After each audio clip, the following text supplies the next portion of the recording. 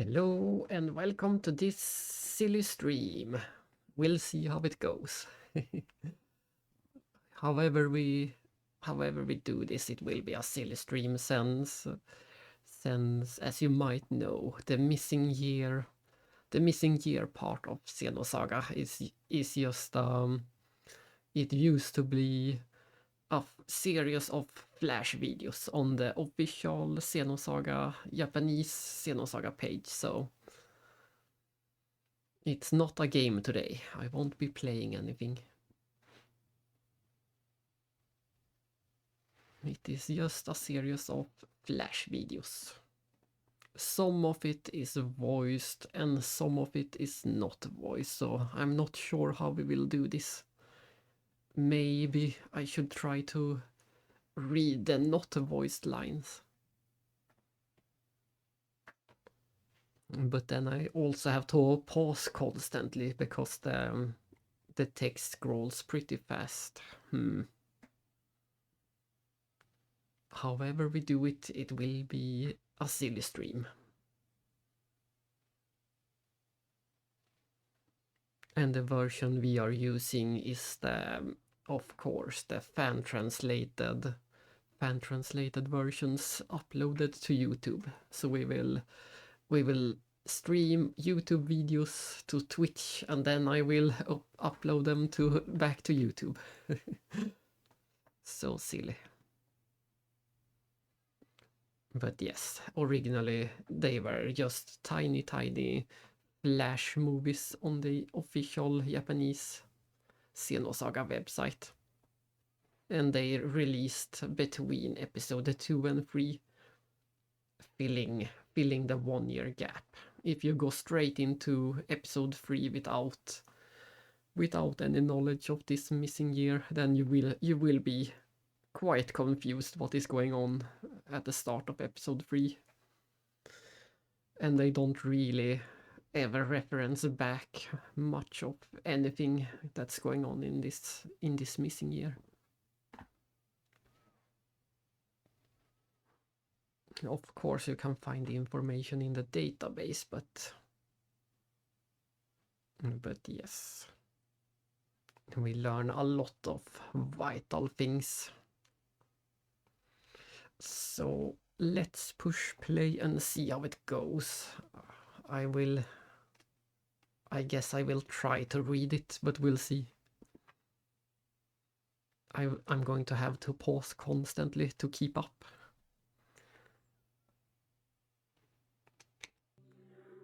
TC 4767.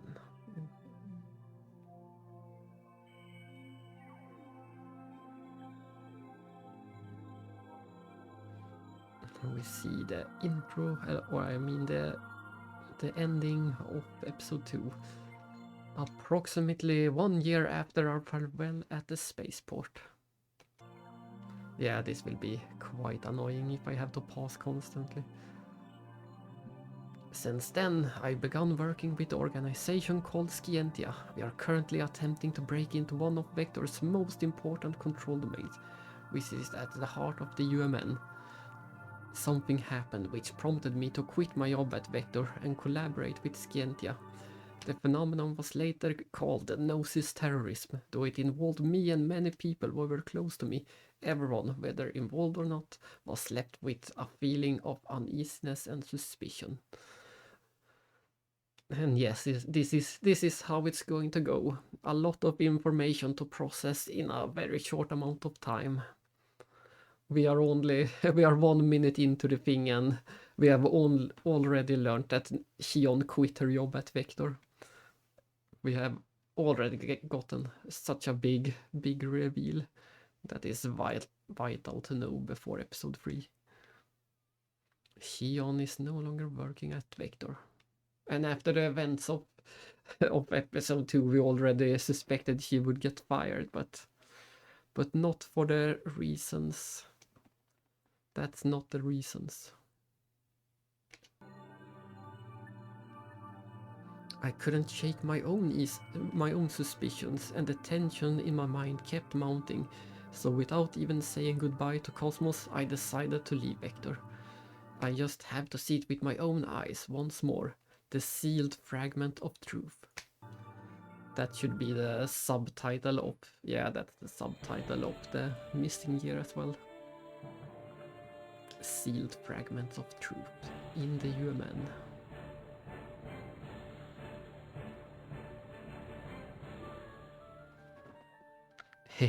Rare human est. You get... They do use some resources from episode 3 as well, so you could see some parts of episode 3 before the game even released. And hello, DJ. A fine morning for some missing year. I'm not sure who drew the art for the missing year. This is clearly... And hello, Max Fi Guy as well. This will be an odd stream today, Max Fi Guy. Since this isn't actually a game. Today we are just watching a series of YouTube videos. We need to learn what happens between episode 2 and episode 3 before we... Yes, I'm missing air. We're in outer space. No, but we need to learn what happens between episode 2 and 3. And we are only 1 minute in and we already learned that Xion quit her job at Vector. So things are already happening, information we need. But I was wondering who drew the art for this, since this is clearly a different style than the main games or the official art books, etc. So someone else did this art, it seems.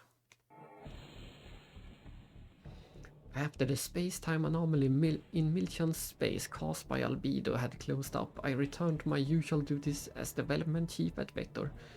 Before I had traveled to 2nd Milcha, a new 3rd Division Annex Office head position had been established, and my appointment to it added a stable, although brief, routine to my life.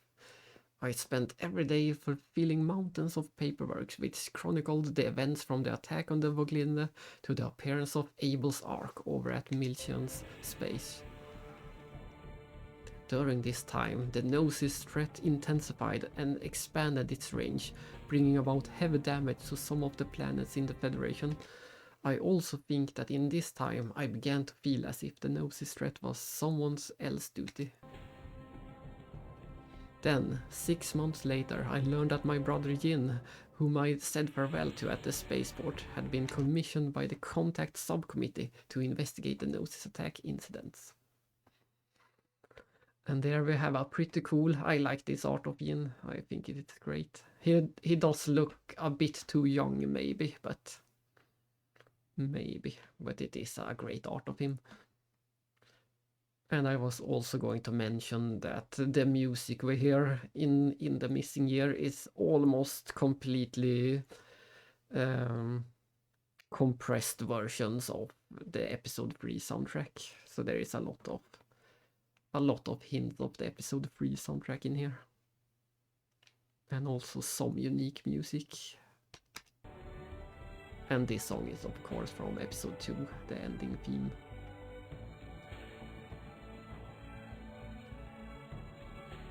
From the Contact Subcommittee's inquiry into the Gnosis attack incidents.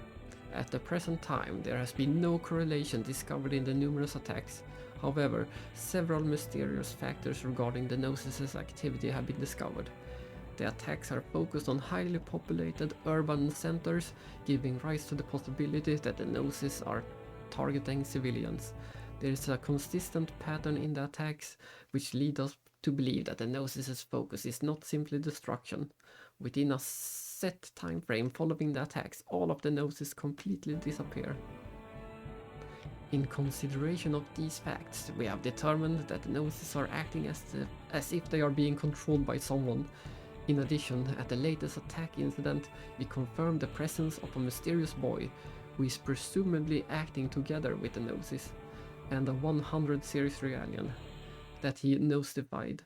The boy's words led us to believe that a character called Grimoire may be deeply connected to this case, though the hypothesis seems far-fetched. If we can confirm the existence of a leader who commands the Gnosis, it will give us the breakthrough that we need.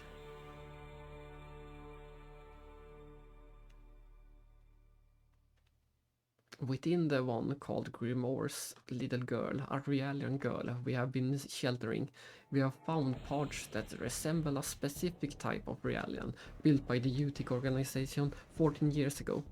However, since no records about that type remain from then, we are unsure if it is the same kind of Realian. Even within the girl's memory banks, nearly all of the records have been deleted.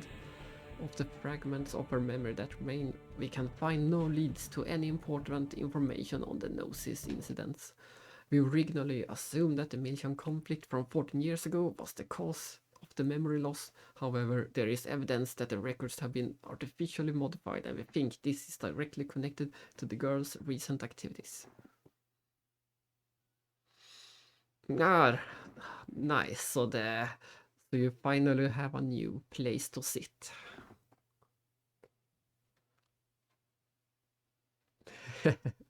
It can only be an upgrade from the picture you sent me before. When you had to use the temporary solution. Yes, and at the bottom you can see when these were at the official Xenosaga webpage, you could click on the terminologies. So if you wanted to know more about the UTIC organization or Realian, etc., at the bottom you could click those links and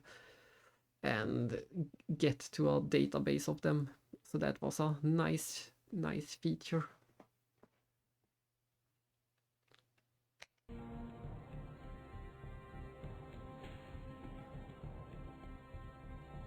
The Gnosis attack incidents. At first, everyone thought they were merely an extension of the frequent and ongoing Gnosis phenomenon events. In my case, if I hadn't known that my brother was involved in the incidents, I might have never found the truth either. But Julie was quick to realize how strange the incidents were. As she continued the investigation of the incident with Yin and others, she caught hold of a very important clue. The girl she had been sheltering was an eyewitness to one of the incidents. An investigation on the girl was initiated by the subcommittee. In the end, they were able to establish that she was a special type of Realian who had been built for an unknown purpose. The subcommittee's report was sent to Vector, and the 3rd Division began to give support to the investigation of the Realian. As an anti-Gnosis battle advisor, I also participated in investigations, but when I saw the 3rd Division's findings on the girl, which they had submitted as a reference data, I was left speechless.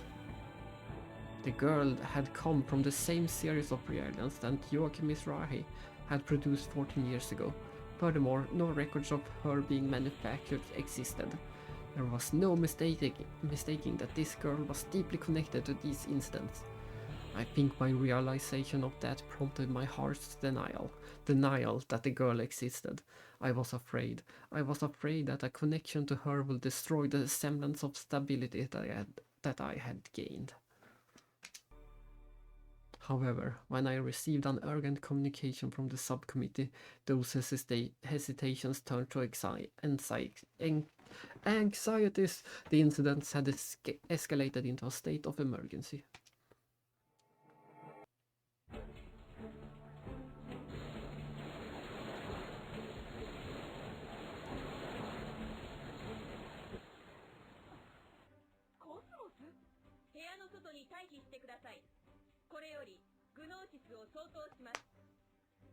We get some action, and there is the girl.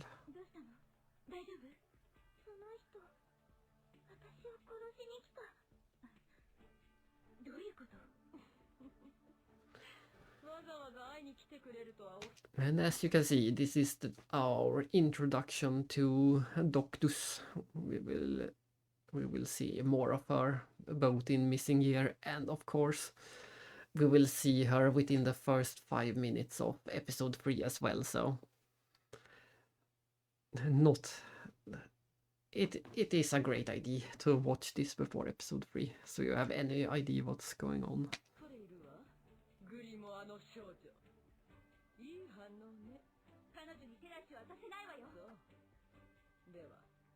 こちらも本気で行くわ。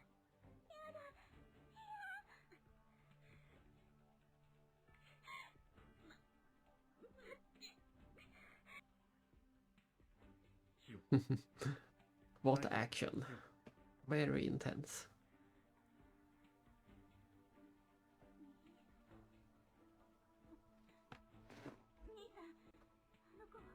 残念だけれど連れ去られたわ。諦めるのはまだ早いでしょう。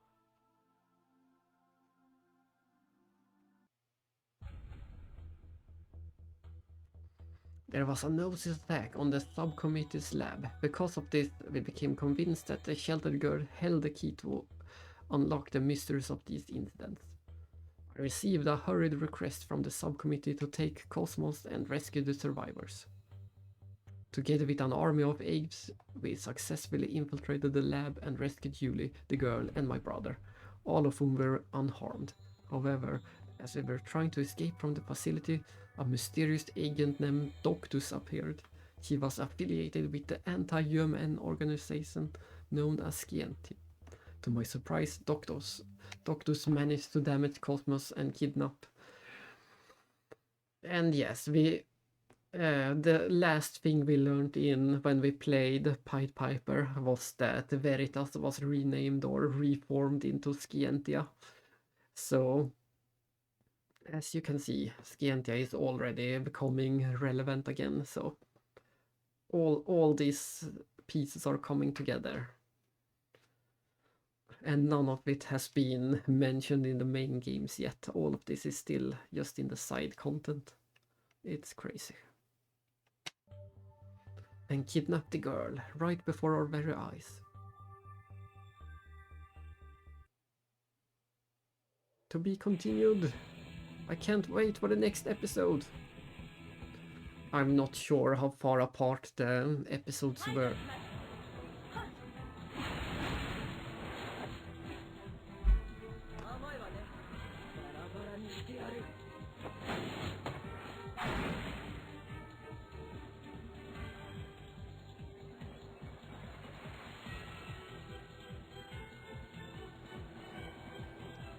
After destroying Cosmos, Doctor snatched the little girl away. My brother, by his own account, also withstood her attack at the scene of the Gnosis incident. I was going to comment on this very unexpected new clothing on Xion. She have her glasses back and she looks like she's dressed for winter or autumn or something. This is such a different art for Xion especially. But I like it. It looks great. But why did she pursue the little girl so persistently? Doctus called her Grimoire's little girl. From that fact, it was obvious that Doctus possessed some kind of information about her past. I desperately tried to find a connection between the recent incident and the girl by studying Julie's report. At this time, I sensed that my own uneasiness towards the girl was beginning to fade.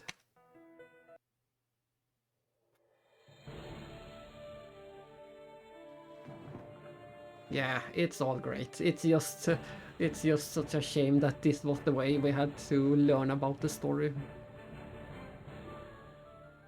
And that fans had to translate it at all to even get any of it. It was Grimoire's little girl who was saved, but her body composition bore a resemblance with a special type of Realian that was manufactured by the UTIC organization 14 years ago. However, because of the records from that time period pertaining to this type of Realian no longer exists, it was impossible to determine whether she was the same type or not. Nearly all of the data in her memory banks had been deleted as well. Due to the fragmented nature of the remaining memories, I was unable to extract any important information about the incident. We originally assumed that the Milchan conflict 14 years ago might have been the cause of the memory loss. However, this was evidence that the record had been artificially modified, and we thought this was directly connected to the girl's recent activity. Phew, all of that text was just a repetition of what we already read in the first episode. Lemegeton, yes, of course, this is the first time we ever hear the word Lemegeton. But Lemegeton is also extremely important for episode 3 and the story as a whole. The Gnosis summoning program, manufactured by Grimoire Verum. By sending out a special wavelength, this program makes it possible to interfere with the behavior of the Gnosis. Several thousand years ago, it was used by researchers to observe the relationship between the Zohar and the Gnosis. However, the experiment failed, causing the space-time anomaly responsible for the disappearance of Lost Jerusalem. Phew. And I can't believe this one little text right here is the one that finally confirms and explains what actually happened to Earth. This won't be explained in the main games. It's crazy that this is how we find out what happened to Earth all those years ago, more than 4,000 years ago. It should even be closer to 5,000 years ago than 4,000 years ago. So this is how we find it out.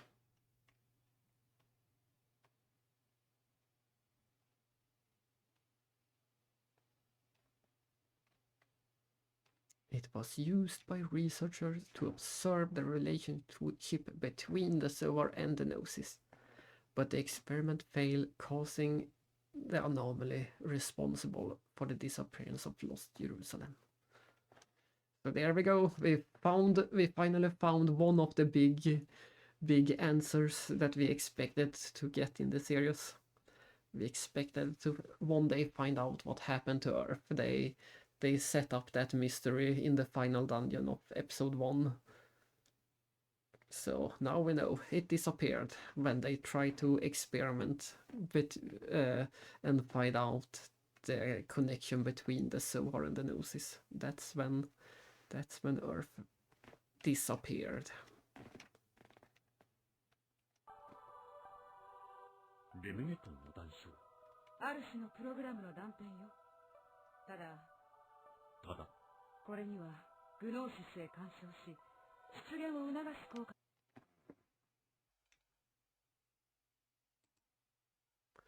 Ooh, this just got complicated. There is text on the screen and there are characters also talking at the same time about other things, so let's jump back and forth since we get more information about Lemegeton here. Lemegeton itself was recovered by Vector when they escaped Lost Jerusalem, and it had been safeguarded by them ever since. But when Project Zohar was invoked, it was handed over to the Mizrahi Cerebral Science Research Facility. The program was restored by Professor Joachim Mizrahi, who used it as the basis for the Song of Nephilim. Yeah, I will jump back and read the character voices next. Let's do the Lemegeton first, because Lemegeton is very important.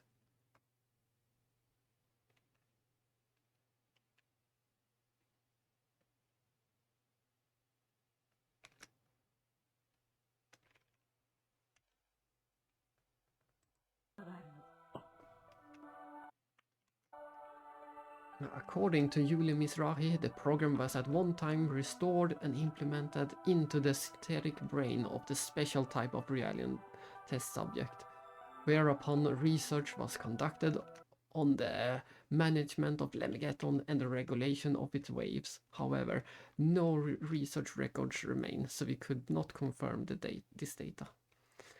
So yes, this information we just got confirms a few things. One of the things we just got confirmed is the fact that Vector have existed all the way since Lost Jerusalem.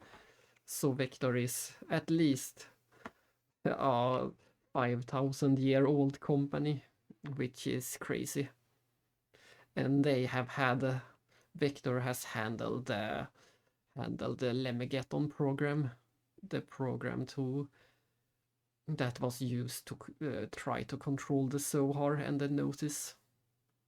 They have had a program for all these years, just until recently when Mizrahi got his hand on it 14 years ago. And he used that to build a Song of Nephilim. And as we see in episode 1, when Albedo uses the Song of Nephilim, the Gnosis are called to the song, and then he absorbs them to power up the Proto-Merkaba. So all of those things are kinda explained and connected. So that is some great information right there about Lemegeton. Even if it isn't a full version, it is still a very big part of it. And then we go back and read the characters. Fragments of Lemegeton, the remnants of a particular program. It's just what? This one interferes with the Gnosis and can incite their... Yeah, it wasn't anything important, but we still needed to read it. The characters just found out about Lemegeton too. That is what we take away from this. このプログラムはロストエルサレム時代に開発されたものよ。ただ、14年前の紛争により、いくつかの断片となって UMN に消えてしまった。開発者はグリモア・ベルム。グリモア。そんなことありえないわ。数千年を生きる人間など存在しないわ。Grimoire Verum, chief technician of Vector's Zohar research project and the programmer that manufactured the Gnosis summoning program Lemegeton. All other personal data is unknown, as it is thought to have been lost when Lost Jerusalem disappeared. It is assumed that he died at that time. So yes, we are getting to the heart of the story of the missing year. So this person, Grimoire Verum, he was the one who made the program all the way back 5,000 years ago on Earth, when they first discovered well, that's not completely true, but he was... We know that they found the Zohar at the very beginning of episode 1, and an unknown amount of years later, this Grimoire Verum person made a program that they try to use to understand the Zohar. And it turned into the Gnosis summoning program that they call Lemegeton. But for some reason it seems he is back. Somehow it seems he and his program is back, even though it has been so many years. 5,000 years later. By using his own daughter as a test subject of Lemegeton, he was able to complete the Gnosis summoning program. However, an incident during that experiment caused the Zohar to go out of control. Grimoire is considered to be responsible for the space-time anomaly, which in turn was responsible for the disappearance of Lost Jerusalem.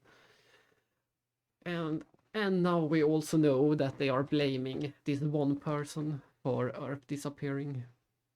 He gets the full blame of making Earth disappear.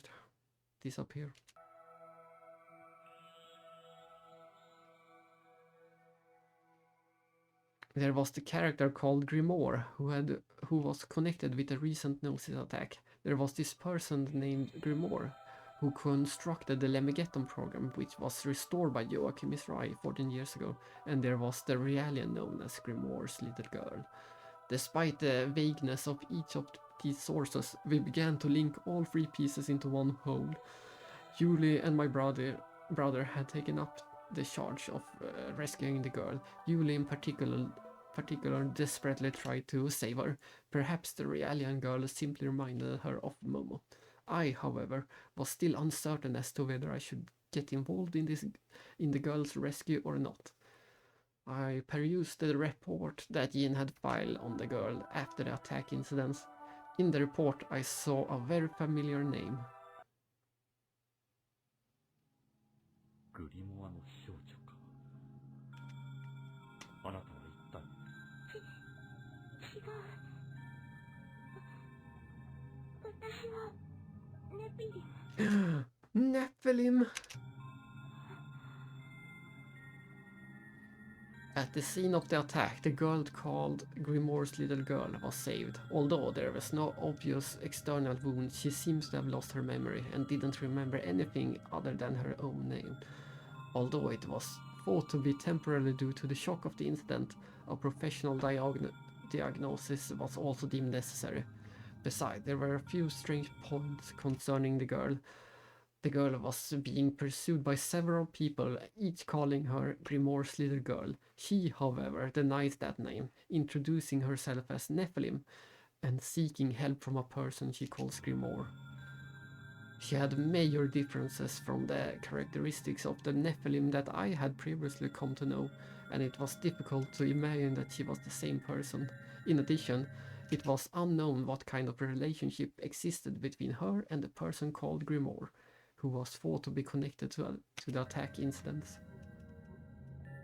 彼女のデータから情報を得ることはできなかったのですか。残念なことに彼女の記憶、つまり過去のデータだけど全て人為的に破棄されているのよ。記憶がない。では自分をネピリムと名乗ったのは。その情報は比較的新しいものよ。誰か第三者の手によってインプットされたものなのは間違いないわ。Nephilim.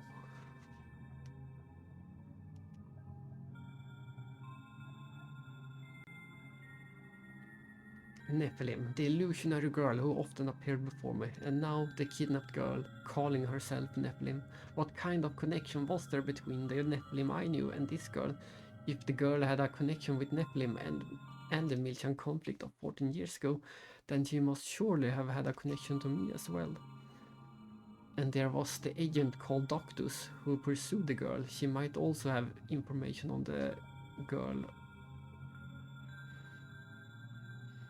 The female agent who attacked Grimoire's little girl. Because of the way she handled her body and equipment, it could be surmised that she had received special training. Still, the reason why she pursued the life of the girl was unknown. Also, we didn't know whether or not she acted on her own or as part of an organization. From the fact that she called the girl Grimoire's little girl, it was guessed that there was a connection between the attack and the character named Grimoire. After I had read his report, Ian told me about his encounter. A bit confusing. We are also jumping back and forth in time, since this is when Yin rescued the girl, so we just jumped back in time a bit. 危害を加えるつもりはありません。いや、来ないで。助けて。グリモア。あなたもグリモアを。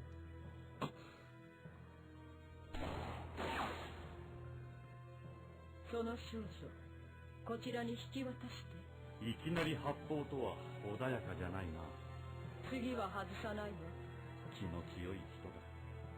この子の保護者という感じではなさそうですが。メディオトゥティッシムスイービス。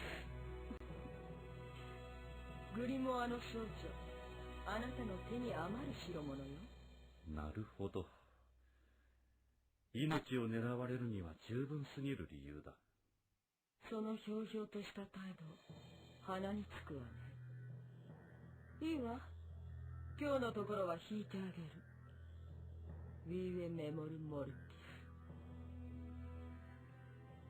大丈夫。もう安全ですよ。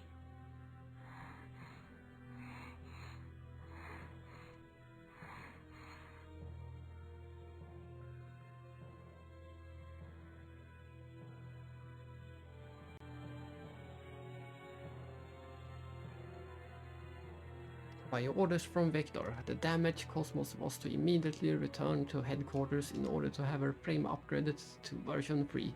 Though I was uneasy with Cosmos' absence, it was nothing compared to the uneasiness I had regarding the girl's existence, so I made the decision to help Yin rescue the girl. Meanwhile, Yuli used wavelengths emitted by the girls as a tracking device, and she was successful in calculating the girl's location by causing a resonance with the fragments of Lemegeton. シオン、小委員会に座標を報告し、支援の要請を。中に潜入し、少女を取り返します。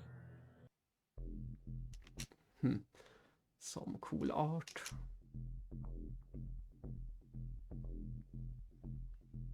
At first glance it looked kinda like Elsa. Having pinpointed the battleship that was fought to hold the girl captive, Yin and I hastily rushed inside before the enemy could notice us. However, we quickly came to realize that our action had been careless. This song is unique to Missing Year. It is never heard anywhere else.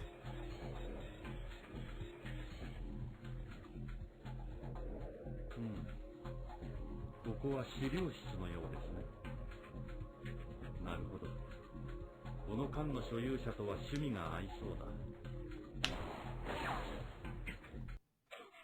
ただ、不意打ちというのはあまり感心しませんがね。少女を返してもらいましょうか。それは無理な相談ね。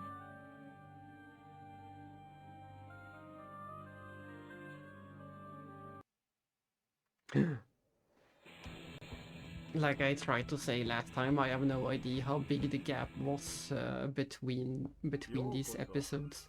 我々はスキエンティア。名前ぐらい聞いたことがあるだろう。スキエンティ When I first found out about this, there are 6 episodes in total. When I first found out about them, they were all already released. 反 UMN を歌うレジスタンスですね。 Yeah. どうするつもりです It is a great look. If they ever do that remaster, I hope we can get these costumes as a bonus. That would be nice, having these outfits for Yin and Shion and Cosmos. That would be amazing. と深い関わりがある。プログラムに関わったぐらいで彼女を殺す理由にはならないでしょう。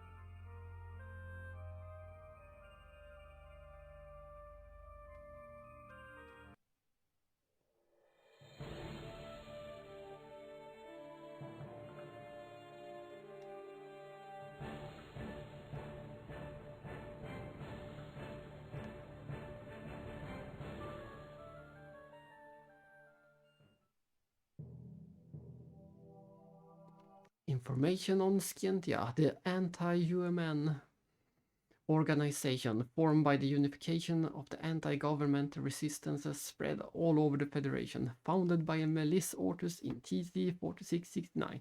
And look at that amazing art of Melis from Pied Piper. And once again we get another reference back to Pied Piper by seeing her and this little information on how it was created. We already knew this from Pied Piper, but it's nice with a refresher.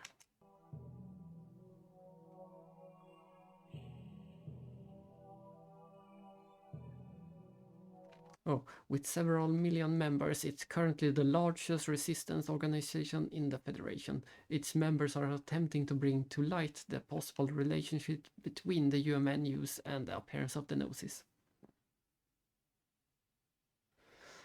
Ah, yeah, she's back in Missing Year, but not in episode 3. Indeed, she was the founder. We already heard about that part from Pied Piper as well, but we get it again here.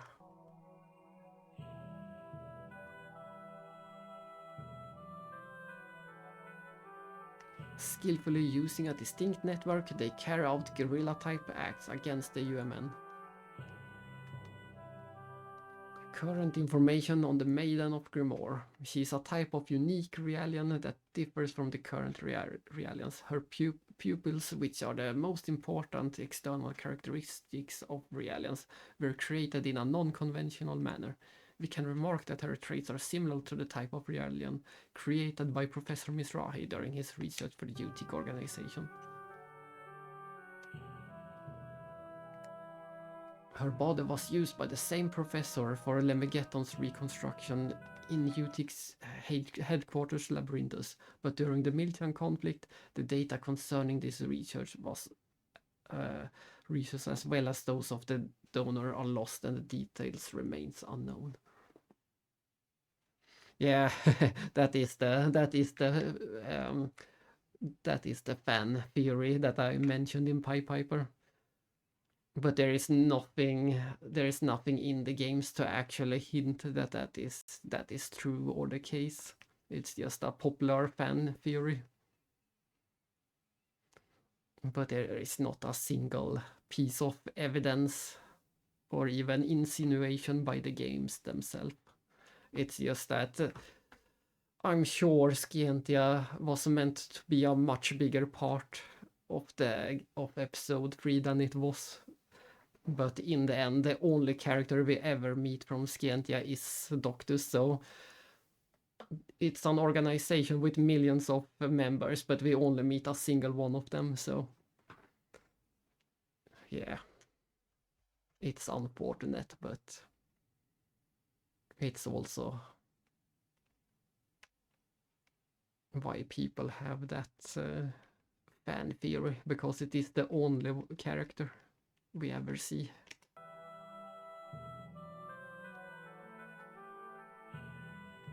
After the conflict, an official publication called for the destruction of all Realians used in his experiments. However, certain information indicates that several childlike Realians remained missing. Scientia, the clandestine organization that denounces the UMN as being dangerous and continues to act on its own will. Why is it so obsessed over this girl? This has, as anticipated, a connection with the Miltian conflict 14 years ago. It was discovered that the Realian was made by Professor Mizrahi and got its hands on information concerning the experiment that used Realians' bodies during the conflict. And of course, we already know some about those experiments with the Cecily and Kat, those two Realians in episode 2. We saw how those two were used to try and control the Zohar. They were connected to the Zohar in episode 2, and it was that great scene where Hion orders Cosmos to destroy them once and for all. But those were not the only two Realians used in the experiments. It seems like this mysterious Nephilim or Grimoire's girl, or whatever you want to call her, that she was also one of the Zohar experiment Realians. Furthermore, it's the Lemegeton program that was used for this experiment, Realians made by Professor Joachim Mizrahi.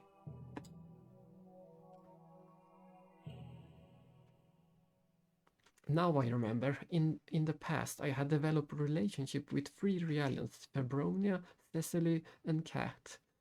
And yes, she finally remembered. All of this was what's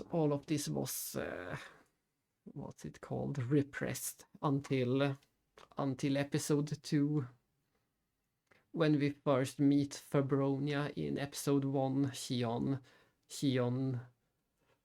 Hion doesn't recognize her at first, but yeah, Febronia and Nephilim tries to make her remember, but she clearly isn't ready in episode 1. They say so straight out that we are still not ready to confront the past. And then she gets to see Cecil and Kat again in episode 2.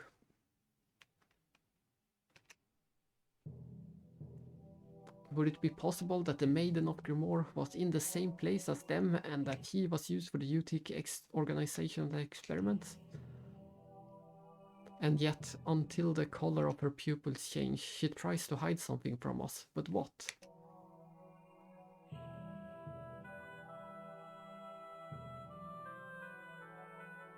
レメゲトンはただのプログラムじゃない。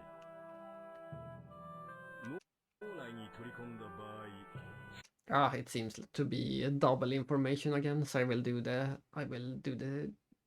info first and the voices next. Someone who has been contaminated by Lemegeton by having a fragment implanted in their body is called Grandi. Currently, only a boy from the Rosen district has been confirmed as a fragment retainer. Also, there are strong chances that the Maiden of Grimoires falls into that case. グノーシス化してしまう。しかも個人の意識がそのまま保持される形でね。 On its own, the fragment is useless, but if it is placed in the brain, the program contaminates its host by emitting waves and gnosifies them. 我々は What changes in comparison with classic gnosification is that to maintain individual vital functions, individual conscious is maintained as is. The people in this situation are called fragment retainers. People in this case became capable of controlling waves, and it allowed them to direct the calling of the gnosis as they desire. 少女が汚染されている。だがなぜ今頃になって。 Yeah, then we go back and listen to the voices. 取り込んだ場合、その個体は汚染され、グノーシス化してしまう。しかも個人の意識がそのまま保持される形でね。どういうこと？まさか人の意識を持ったままグノーシス化すると。 Yeah, so that's what's going on. They get a part of the, it's also complicated and silly. They get a part of the a tiny part of the Lemegeton program gets implanted in Realians, and when that happens, they do turn to gnosis, but their conscious is still preserved, and it also gives them the ability to call other gnosis. 我々はグランディと呼んでる。少女が汚染されている。だがなぜ今頃になって。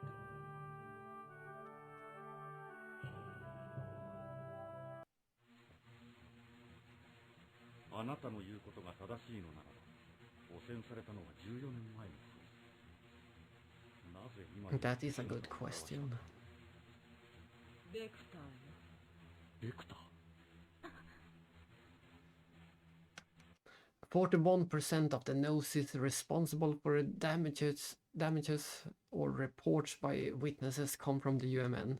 The majority of the gnosis apparitions in the real number domain happen through a dive in the UMN. This is a known fact. And once again, they refer to real number domain as opposed to the imaginary numbers domain. おかしな話よね。レメゲトンはもともとベクターが管理していたもの。弱き目見開きの。 The fact remains that no true inquiry into the gnosis in the UMN exists. Currently, although the UMN's control and administrations are under the jurisdiction of the Galaxy Federation, this arrangement was entrusted to Vector. And we are starting to get... we are starting to unravel the reasons why Shion left Vector and the true nature of things. 研究費用の一部はベクターから出資されていた事実もある。グリモアが潜伏。 And if we read what Doctus is saying, he's saying that a portion of Joachim Misrai's research funds were also financed by Vector, and Grimoire is hidden in the UMN, which was created and is maintained by Vector. So Doctus is saying that Vector created the UMN. It's not a surprise, but he's stating it as fact. and also that Grimoire is hidden in the UMN all these years later.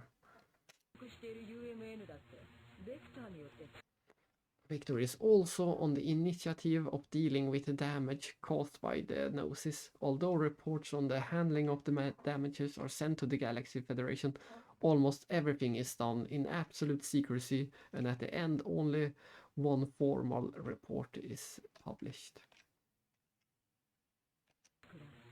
現在もメンテナンスが行われているのでベクターが今回の事件のことを知らないわけがない。 So Doctus is implying that Victor knows all about what is going on. それはただの推測。もちろん推測よ。ベクターの真意はわからないし証拠もない。でもね、あの企業は UMN のその危険性を承知していながら公表もせず隠蔽し、何か別の目的に利用しようとしてるのよ。According to these supposed facts, we can only suppose that Vector, although conscious of these dangers, would knowingly hide very important information linked to Gnosis and the human. In response to that, Vector claims that there are no implications. In-depth investigations seems to be necessary.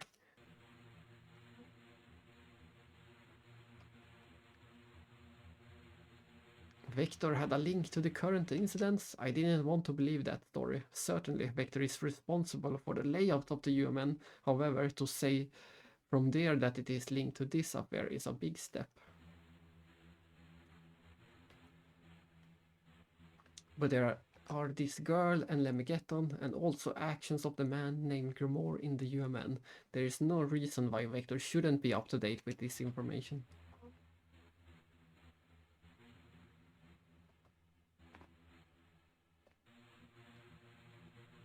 Without doubt, it possesses numerous mysteries. I, as a representative of Cosmos, never had information sent back to me. One begins to feel like someone is acting in the shadows. Yes, someone is acting in the shadows. Although I decided not to get attached to Doctor's words, uneasiness began to grow inside me. 我々はこれからグリモアの正体を暴く。うまくいけばベクターが関与している証拠を手に入れることができるだろう。まあゆっくりと見物していってくれ。シオン、さっきの話ですが。でもまだベクターが絡んでるって決まったわけじゃないし、私は私のできることをやるだけよ。そうですか。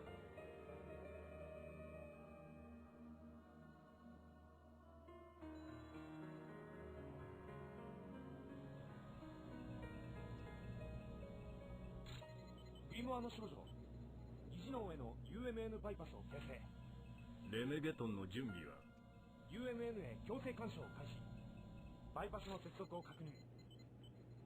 さて、撒いた餌に食いついてくるのはセントマリアの人魚かジェニー・ハニバーか。どっちにしてもまともではないのは確かだがね。グリモアを名乗る男、本当に出てくると思う？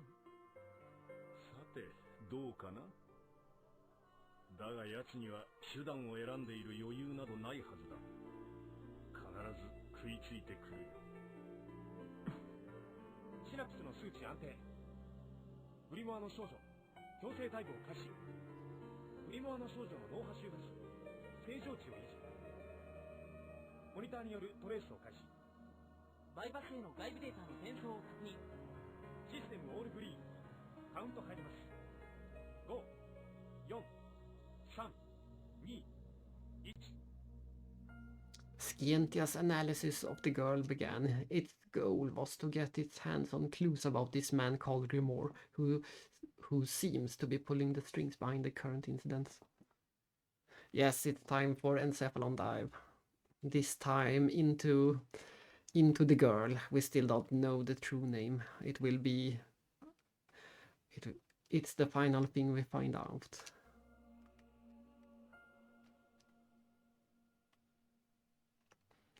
The girl seemed less afraid of the pain of the forced analysis than she let on, but something else was even more peculiar.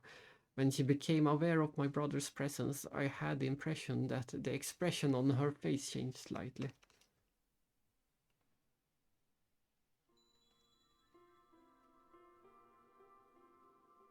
One could have said that she'd known him for one could have said that she had known him for a long time, and that his presence terrified her. Fear and astonishment showed on her face.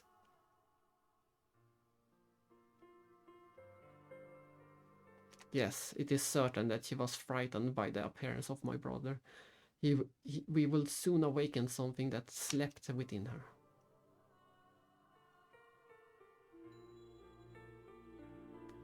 Quite a mystery. Why she is afraid of Yin. どうした？まずい、興奮状態を抑えないと。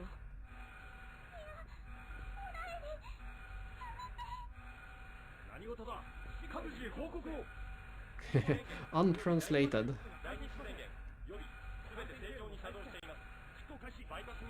I guess it was too messy to translate all these voices at the same time.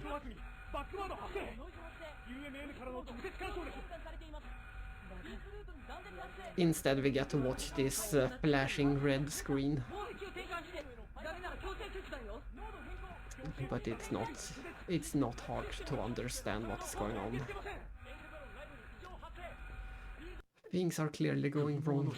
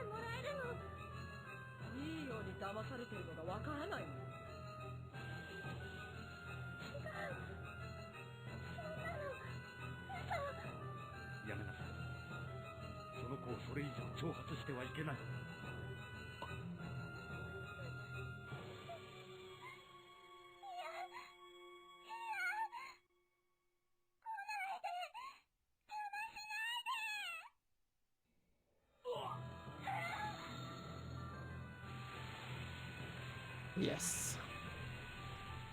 It's just such a shame that this is the quality they had to use for 2006 internet.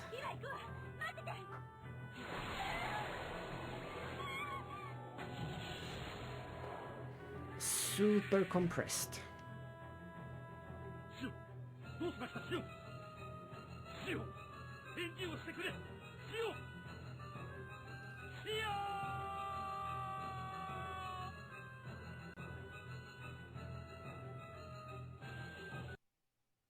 To be continued, that's half of the episodes, even if the later episodes are a bit longer, so. た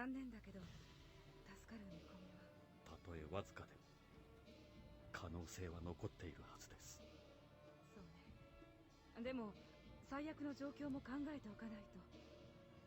心の準備はしておくべきよ。何を準備すると言うんです。私が信じていなければまたあれを裏切ることになる。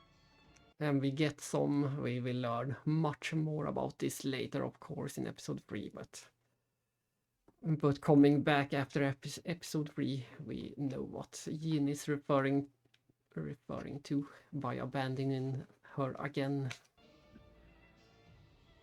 ごめんなさい。そうね。あなたは信じてあげるべきよ。シオン。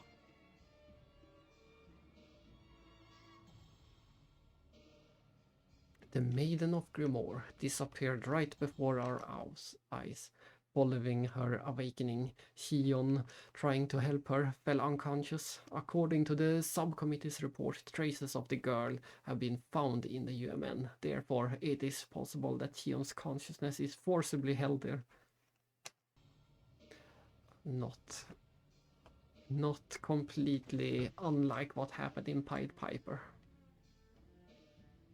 Along with Professor Mizrahi, we try to retrieve it, but not having a single clue in the immensity of the UMN, this was a lost cause. Being unable to do anything else, I had nothing more to do than wait. I could do nothing but deplore my uselessness, the same as 14 years ago.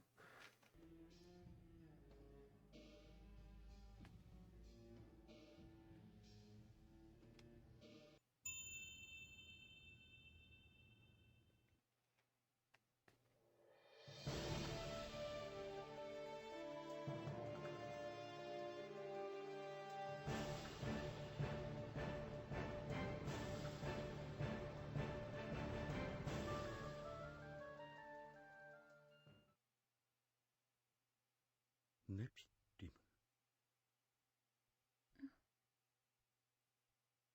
ここはアルスノバ。ベクターによって封印された思い出の世界。封印。 Nephilim has such a soothing, weak,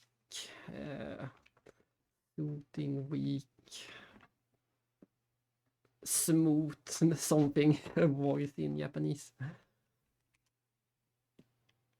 思い出の世界。ここは忌まわしき記憶と悲しき思いの残る場所。やがてこの場所にすべての意識が集まる。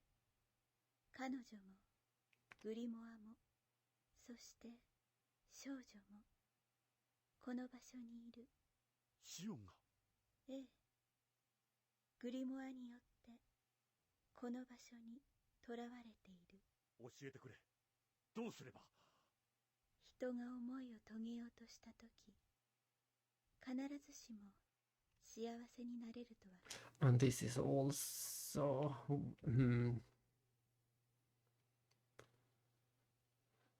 yes, he will more or less repeat this line in episode 3 as well.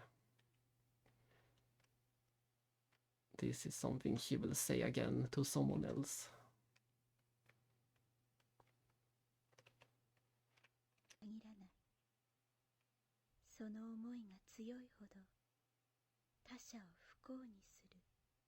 彼はそのことに気づいていない。お願い、ジン。グリモアを止めて。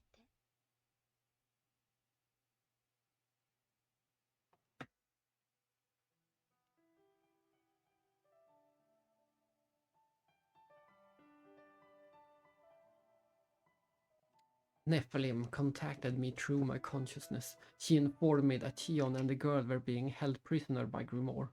They are in the depths of S Division, a location controlled by Vector and protected by very high-level security. Nephilim asked me to stop Grimoire. I don't know if something happened between them, but now that I know the place where they are being held captive, I have no reason to hesitate.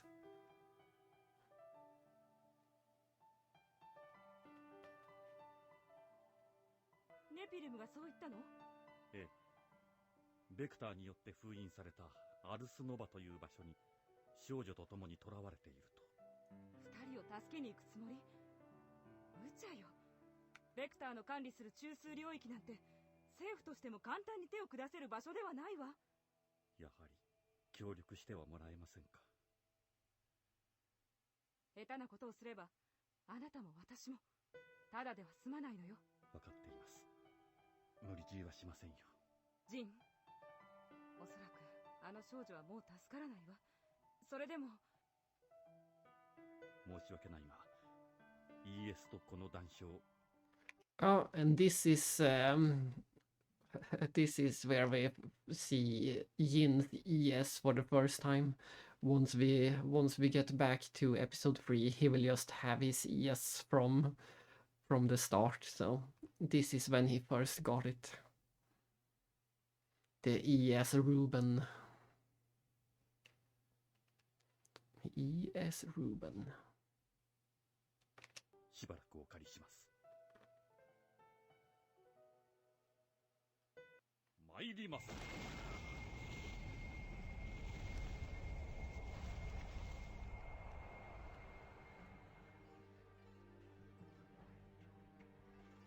Professor Mizrahi warned me not to interfere with Victor. Considering her position, her reaction was normal and I couldn't blame her for that.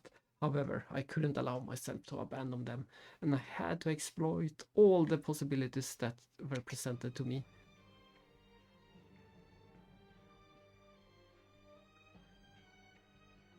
I never hesitated even for a second at the thought of going to save them. However, one thing perturbed me. The Maiden of Grimoire wasn't afraid until she saw me. On her face was the same expression as that day.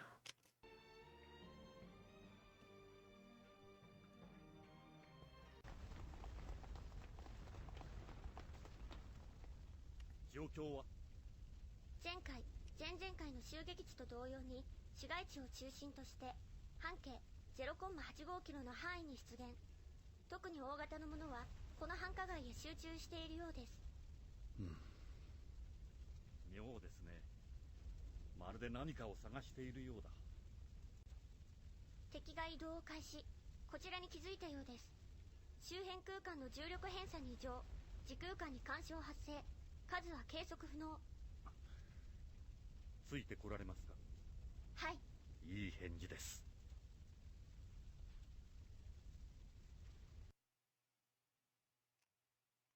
I then went, along with 100 Series Realian, towards the location where the noses were concentrated.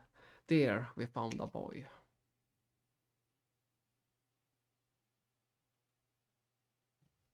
何者？何者？教えねえよ。ああ、余計なことすんなよな。俺がグリモアに怒られちゃうんだぞ。グリモア？あいつが見つかんないのも全部おっさんのせいだかんな。あいつ、一体何のことだ？そうだ、決めた。こんなのはどう？ボス、何を？僕を邪魔した罰だよ。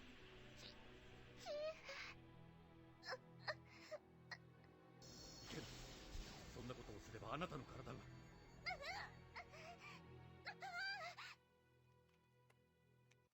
Thanks to the power of the fragment, the boy manipulated the noses. He was probably searching for the Maiden of Grimoire. We would have to face the gnosis that was in our way, but the boy made it touch the Realian, who began to nosify. She executed the Hilbert effect and pulled herself into our dimension, with no way to save her, and given that she was completely nosified, there was nothing I could do but destroy her.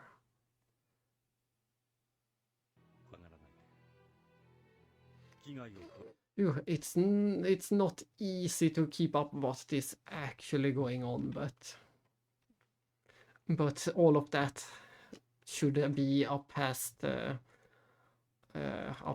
incident in the last few months.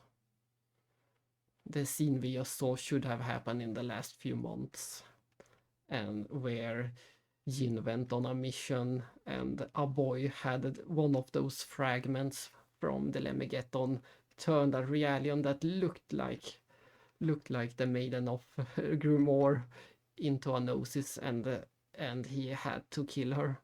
But somehow we know from episode 1 that Realians can share information, so we have to assume that the information somehow got shared to Grimoire's girl. We'll see if they clarify it, but that should be what's going on.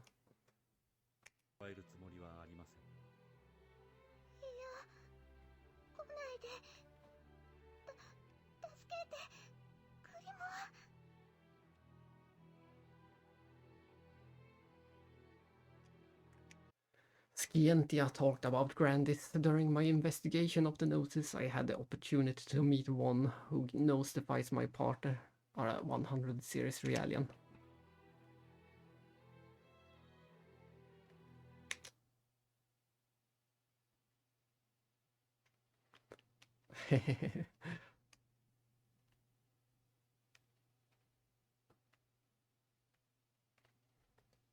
As far as I know, this is just a completely random boy that never have any relevance again, at least.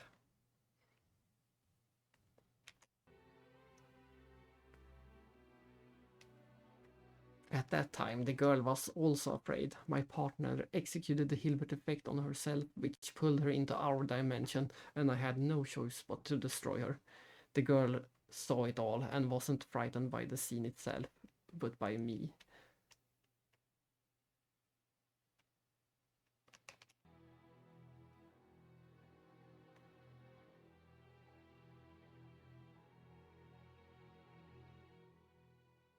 It's likely she wanted to run away from me and didn't want me to rescue her. I must at all cost force myself to forget this so I can concentrate on the rescue. I needed certain equipment to infiltrate the heart of Vector and get by their security.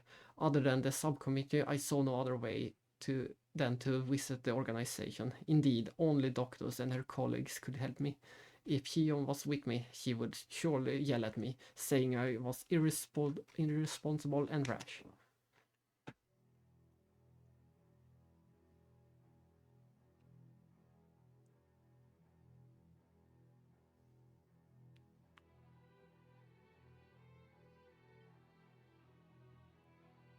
But as long as I shared a common interest with Scientia, it was possible that I could work with them. But before doctors could consider my proposition, there was this conversation.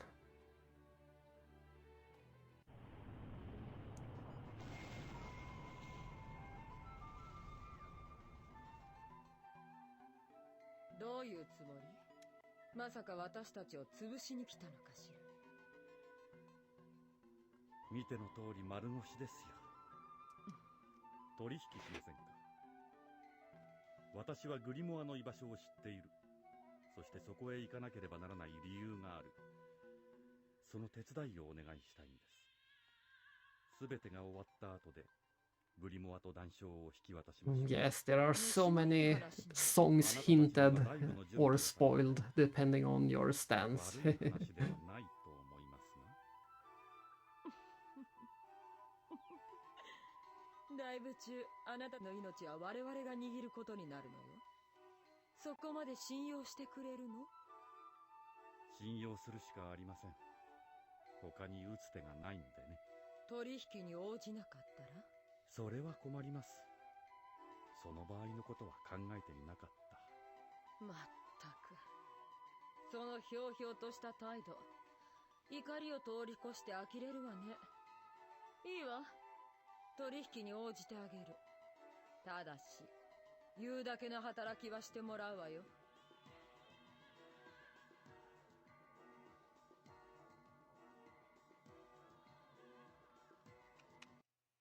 First of all, the series of incidents in connection with the fragments were caused by a man called Grimoire Verum. Given that the origin of these unexplained phenomena, as well as the hiding place of the one responsible, is Vector's special maintenance area, there are strong chances that Grimoire Verum himself is there.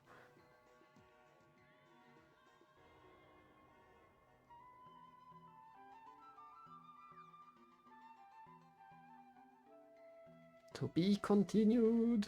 Only 2 episodes left. Now how has he managed to stay alive all this time? That is a mystery for an unknown reason, possibly linked to the disappearance of Lost Jerusalem. It seems that he has become a spiritual entity that exists within the human. We can assume that Vector knows this fact, hides the existence of Grimoire, and holds him in order to reconstruct Lemegeton. Lemegeton!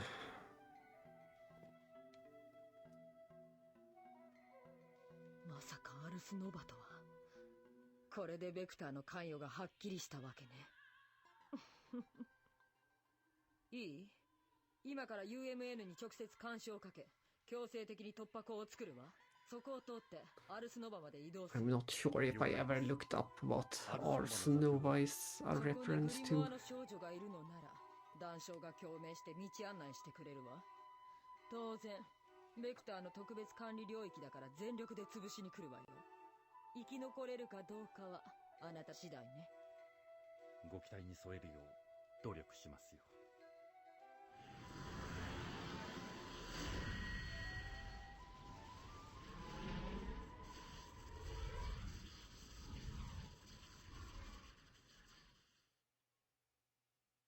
There's the to be continued screen.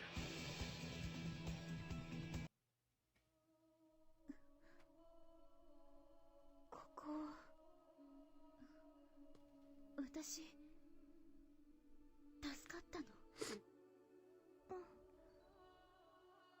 あなたね。あなたが助けてくれたんでしょ。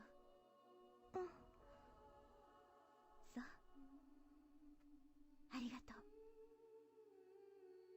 あなたは大丈夫？怪我はない？どうして私のことを助けてくれたの？私を守ろうとしてくれたから。そっか。あなたネピリムっていうの？グリモアがくれたの。グリモアってあなたのお父さん？わからない。私何も覚えてないの。でもグリモアは私のこと何でも知ってるって言ってた。何でも？うん。名前も思い出も全部。でもそれをもらうためには団章を集めないとダメなの。全部集めないとグリモアに怒られるの。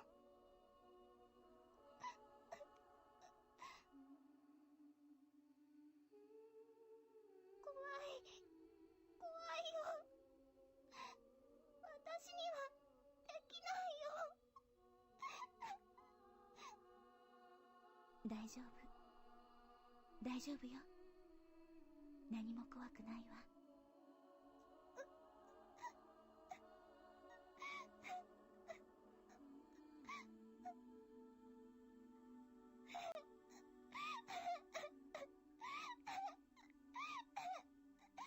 私がそばにいてあげるわ。必ず守ってあげるから。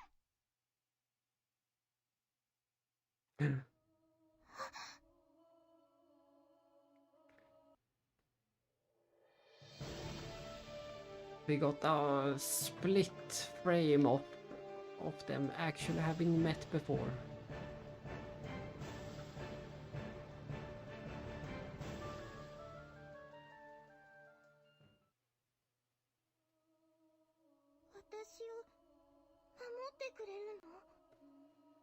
Eh?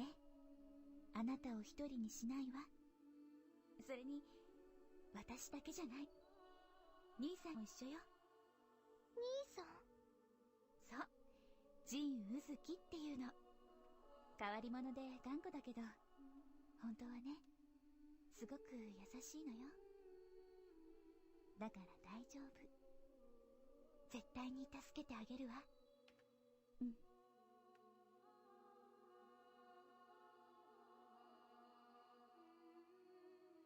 ジン、うずき、Uzuki!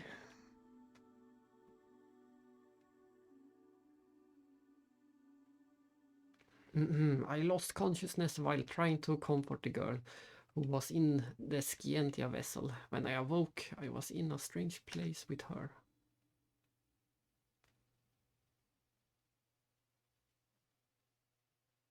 Where was this? Who brought us here? One would say it's an old church, I had no idea. Next to me was a frightened little girl who held me tightly in her arms. To be reassuring, I tried erasing my anxiety.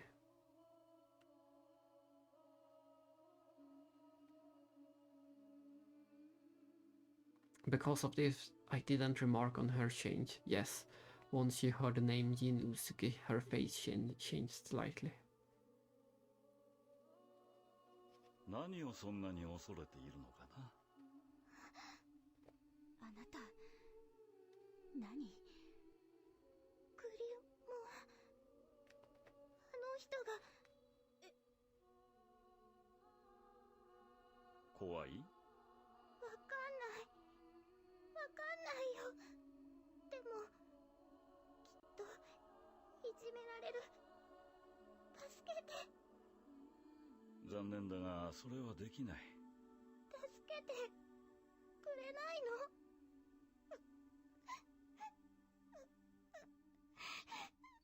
ネピリム、君は思い出が欲しいのだろ？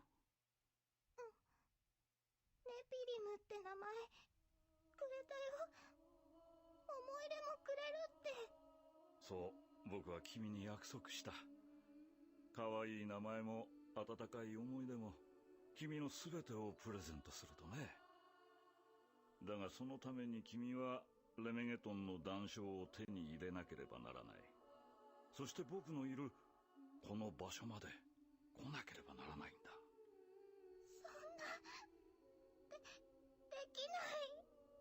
怖いよ。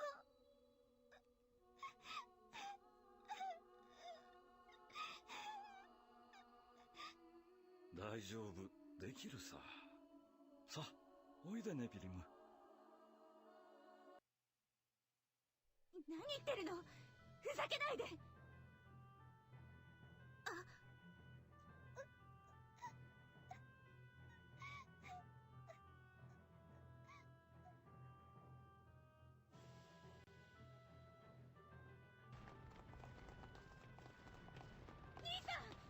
シオン。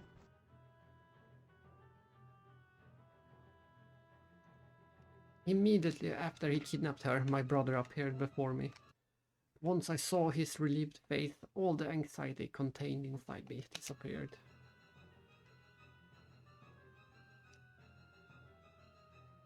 Trying to hide my emotions, I told him everything that had happened, but suddenly a whole host of macrophages appeared before us.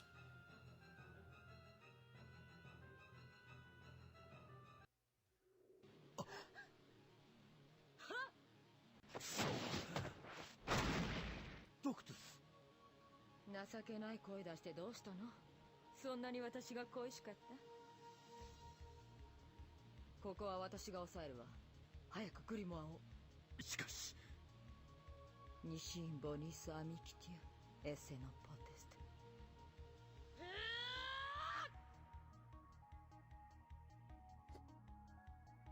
In an unexpected manner, Doctus appeared to protect us. Why did you do that if we were enemies?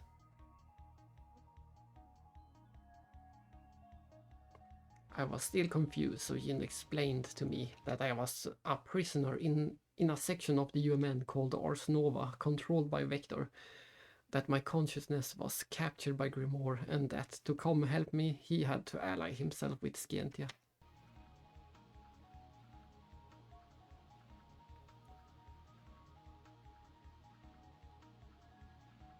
Grimoire seems to have fled to the depths of the building. We went in pursuit of him. ようこそ我が聖域へ。グリモア。君たちには感謝しているんです。おかげで彼女が覚醒することができたのですからね。私の仕事はまだ終わっていない。この地でなおくだらぬ虚勢を張れるとは。いいでしょう。これから行われる奇跡の目撃者となってもらいましょう。奇跡？あなたたちはここが単なる機密情報の集積地だと思っているようですが、それは大きな勘違いだ。ベクターによって作られたあなたのための檻、精神の牢獄だと言いたいのでしょう。牢獄だから勘違いなんですよ。言ったでしょう。この地は僕にとって聖地。ここに僕の全てが存在する。あなたは自ら望んでここに留まっているのか？理解してもらえるとは思っていませんよ。だからその意味を教えてあげようというのです。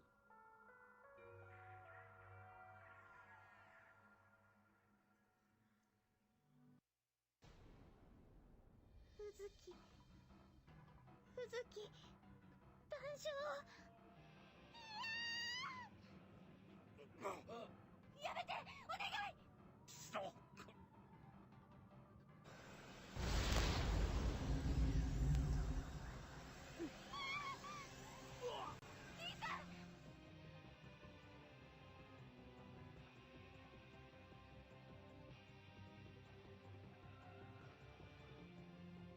So that's why she wanted the fragments. She told us that the fragments were indispensable for her to get her memory back.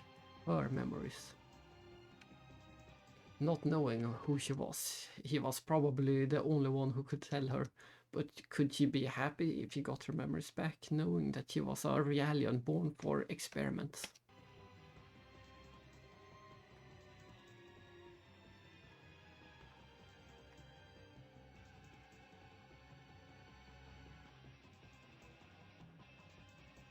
さあおいで。これで全てを手に入れることができるんだ。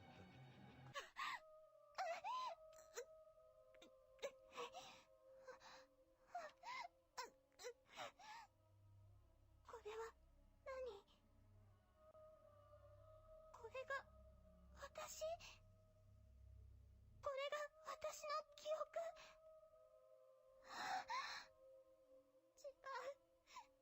違うの。これはこ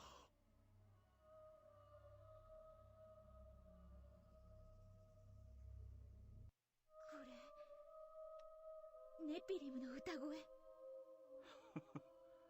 さあ聞くがいい、この声を。我が愛しき歌声を。ダメよ、この歌を歌わせてはダメ。やがて歌は UMN へと広がり、全宇宙へと響き渡る。We finally find out that Nephilim really is his daughter.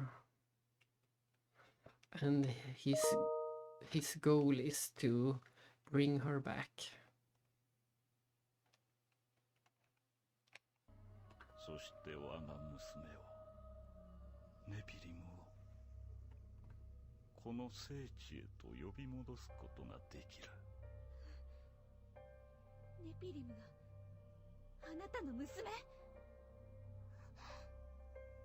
これ私の記憶じゃないの？このアルスノバは愛しき娘の記憶。君にはこの記憶のすべてを受け継いでもらう。そしてレメゲトンを使い、君に娘の魂を宿らせよう。君は希望のよりしろとなるのだ。そんな、やめてよ。嫌がることはない。君は望みのものを手に入れたのだよ。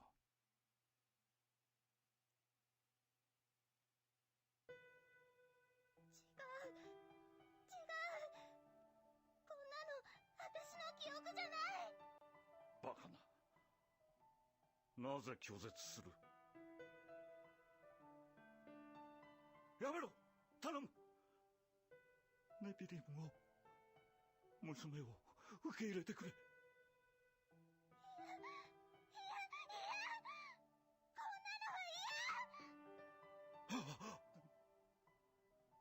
なぜだ！なぜ拒む！わからないの？彼女は他人の思い出が欲しいんじゃない。自分だけの心が欲しかったのよ。どうして気づいてあげられないの？偽りの心に変わり、この世で最も尊い心を宿し、ネピリムとして生きていくことができるのだ。これほど幸せなことがあるか。そんなのあなたの思い込みじゃない。知ったふうな口を聞くな。ベクターの若造に利用され続けながら永劫の時を、娘を失った苦しみに耐え続けたのだ。そんな。ああ、僕の希望が消えてゆく。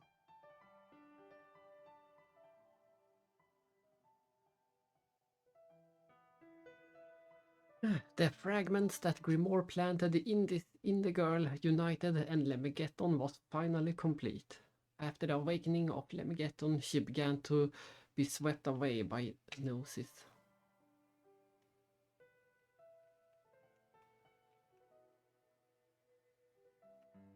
If she stayed in this state, she would emit the song throughout the UMN, which will quickly spread it and make it resonate all through the universe. If this happened, our world would be completely overrun by the Gnosis.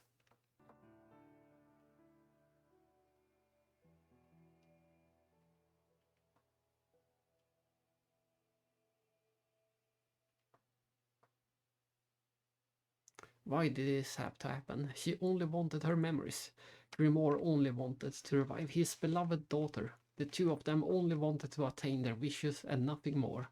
But in reality, their wishes mutually hurt them and only brought misfortune to other people. Yet another tragic tale in the saga.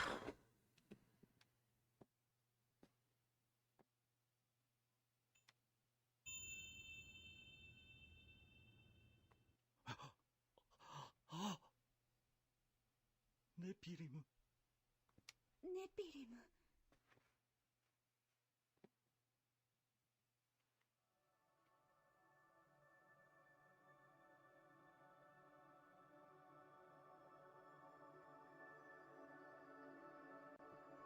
やっと戻ってきてくれたね。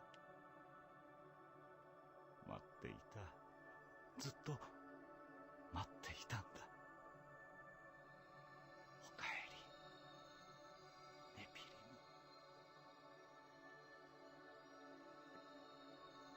あなたをここに縛り付けていたのはこの私。私への思いがあなたを。ごめんなさい。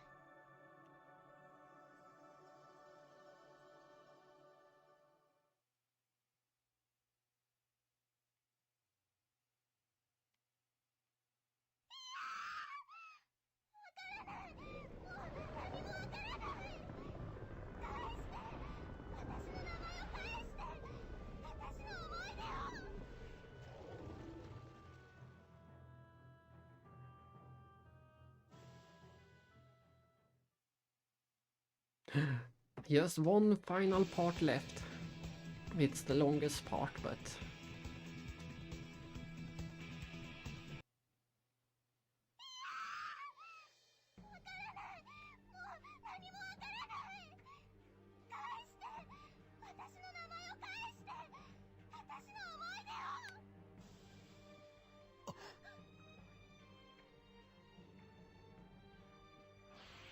They added more and more voices the longer the story went on, so I need to do less and less reading.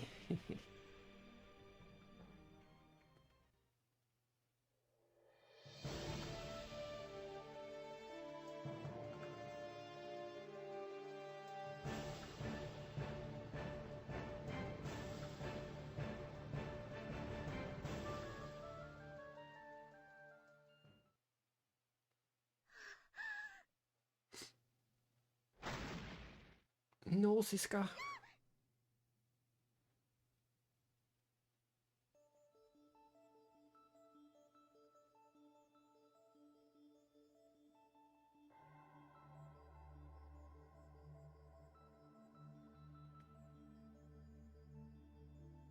Cosmos, she made it back just in time for the final episode.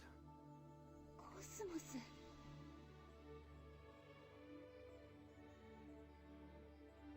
And we get a hint of this beautiful track too. The black smoke produced by Lemegeton surrounded the girl's body as she transformed into a Gnosis. The fragment of Lemegeton, while keeping her consciousness intact, nosified her. She lost her senses and we could no longer hear her voice. I was unable to contain my emotions and I began to lose control when Cosmos, equipped with her new exoskeleton, appeared to get us out of this mess. He protected us from the Gnosis attack. Seizing the opportunity, Yin turned away to the Gnosis while drawing his katana. 兄さん、何をするの？やめて、嘘でしょ？これ以上あの子を苦しませるべきではない。やめてよ。お願い、あの子と話がしたいの。兄さん！行きますよ、コスモス。行きます。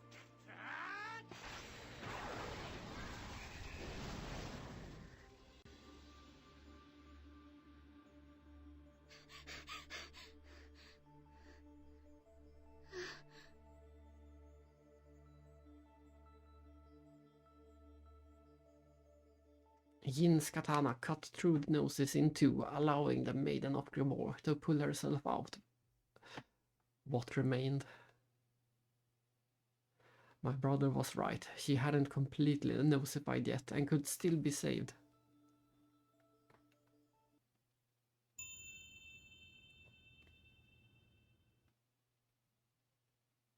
Xion, 思い出してあげて。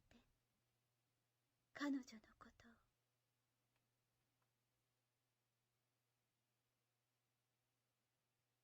These are my memories.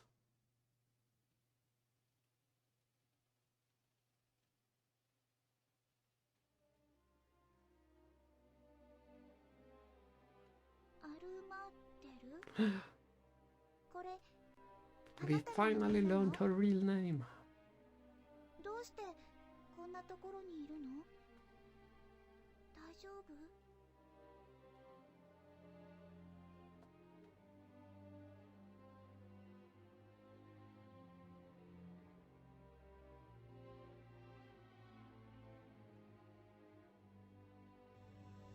宇月監察官、検体の意識。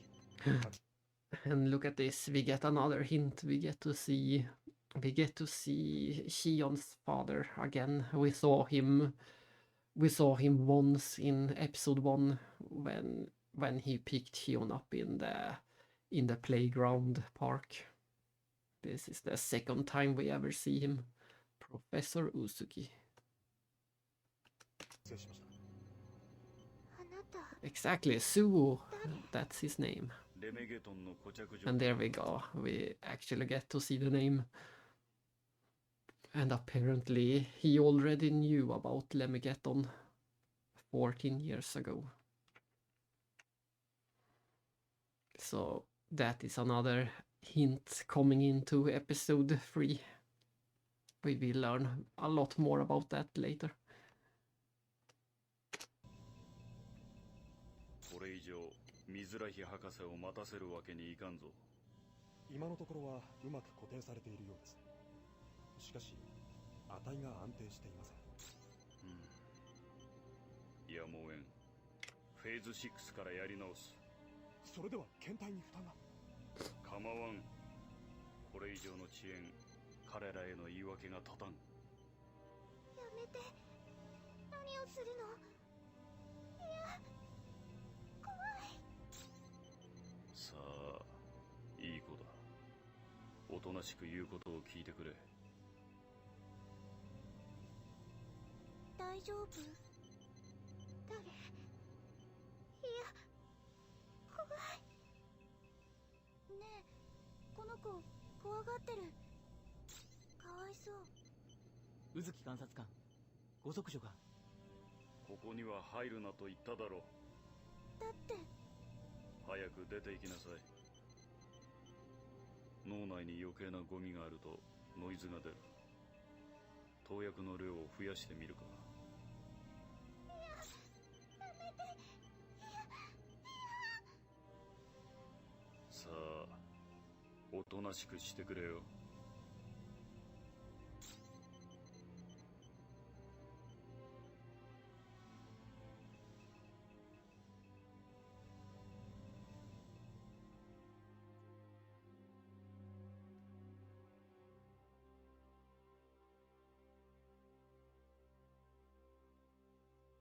I remembered everything. With the help of the girl's memories, my memory returned. On Milcha, 14 years ago, I met her, and in her memories was my father, Suo Usuki. That's why she was scared of my brother's face. He looked a bit like her father.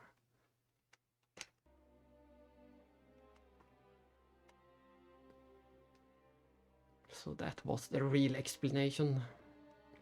I don't know what kind of connection my father could have had with Vector, Joachim Mizrahi, and Grimoire.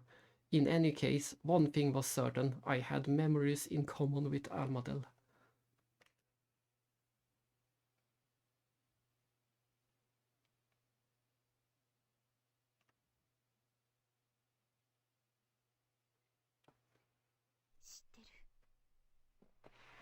私、この子のこと知ってる？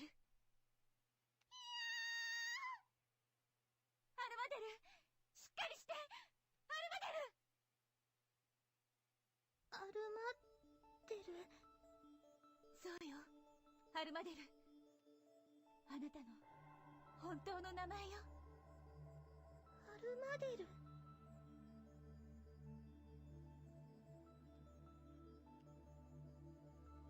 あなた、アルマデルって名前なのね。私はシオン。あなた、一人ぼっち。アルマデル。怖がらないで。私がそばにいてあげる。大丈夫。今度いじめられたら。But yes, poor everyone.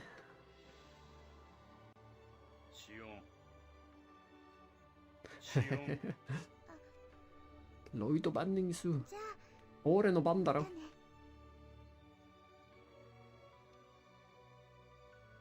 私がそばにいてあげるわ。必ず守ってあげるから。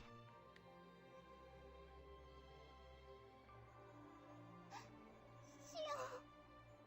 そうよ、アルマデル。私よ。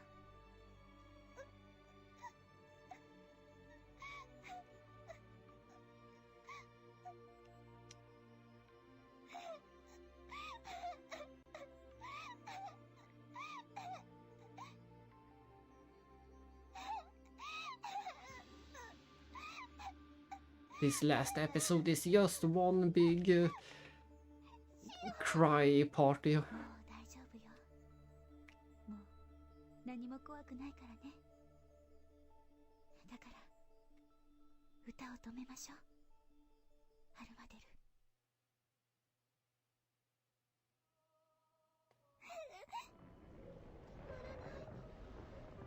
止まらないの。止められないよ。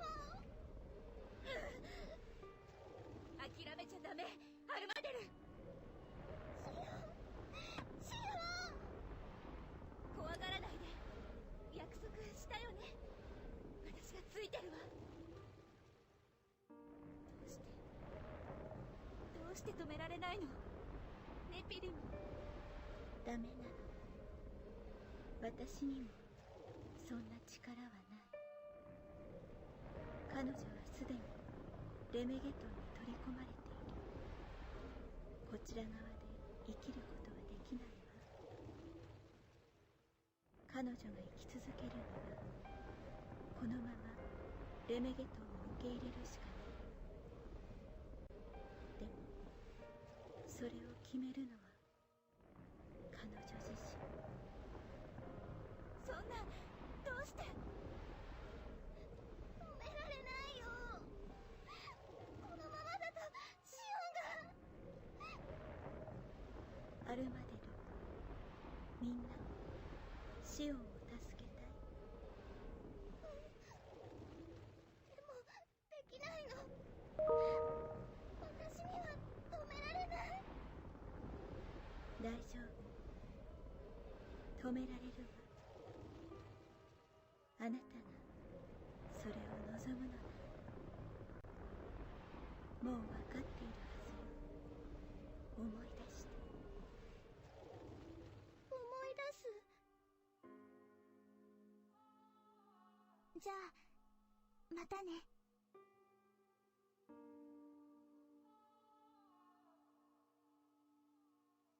At that instant, I was in accord with her consciousness, the memories she searched for. We only spent a few days together, but for her, they were happy moments, important memories. It was for those that she made her decision to protect us with her memories. これ、私の中の温かい、これが止められる？でも寂しくない？そうね。それもあなたの、そしてあなたと出会った人の消えることのない思い出となるわ。私の思い出。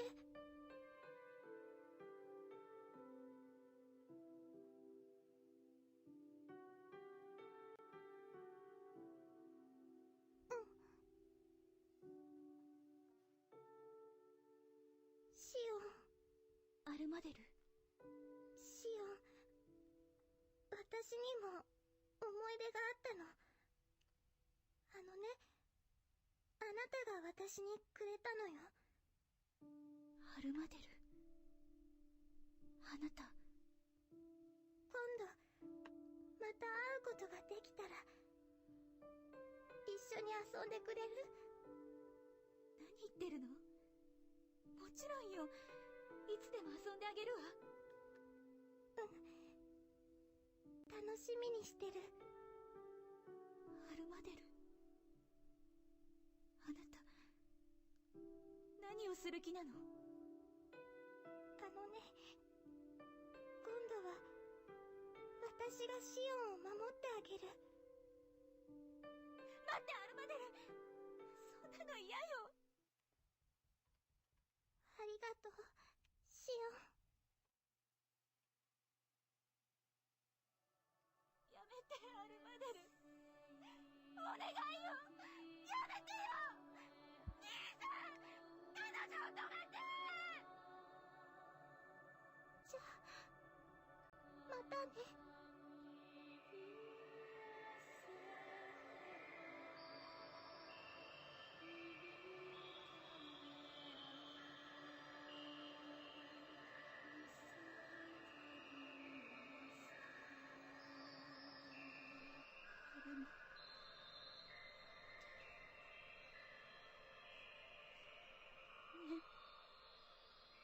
アルマデル、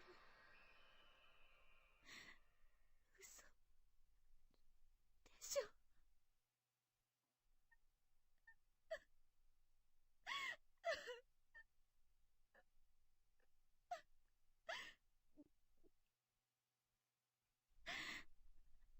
なんで、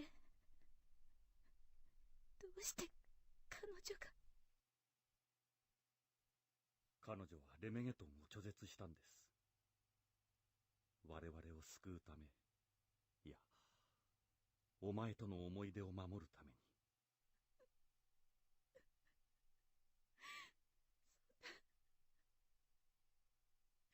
そんなのって。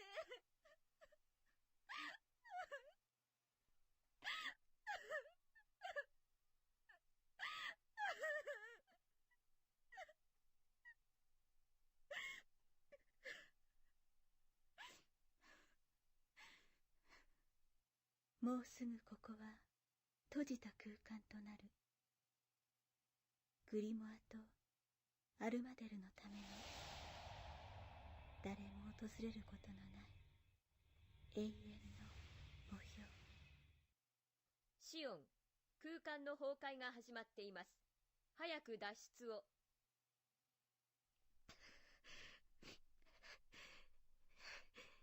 いい、もう疲れたの。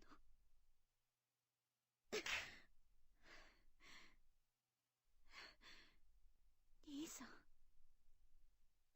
シオン、あなたがこのまま諦めてアルマデルが喜ぶと思うのですか？だったら教えてよ。アルマデルは一体何のために生まれてきたの？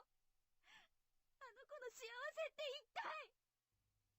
それは他人が推測で語れるような問題ではない。その答えを出せるのはアルマデル自身です。そんな理屈聞きたいんじゃない？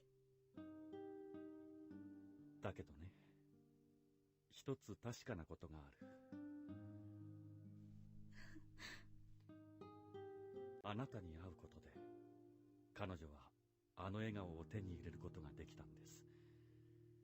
それは紛れもない事実ですよ。兄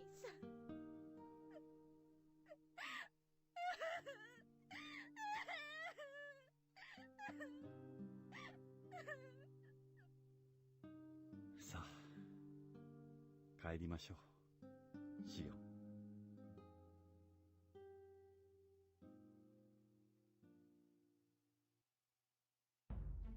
And cue the music.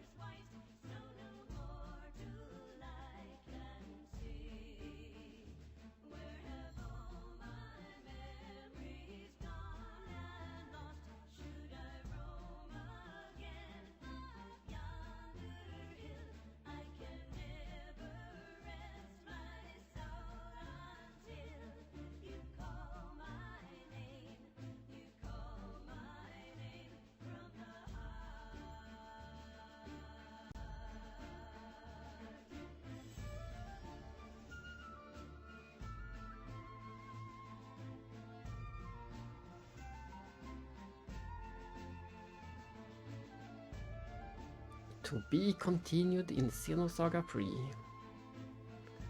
And they did refer back to episode 1 where Febronia and Nephilim told her she had to face her past.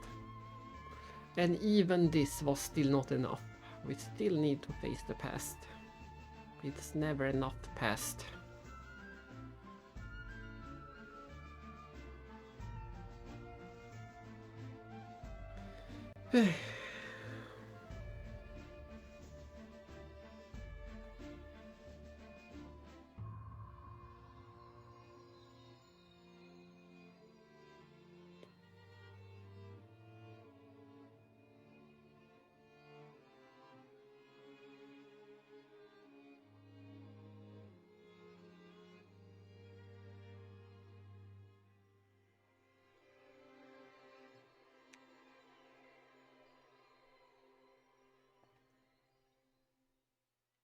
Yeah, it is.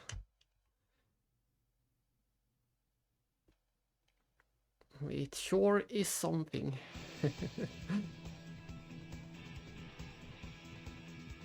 And there it is, to be continued in Xenosaga 3.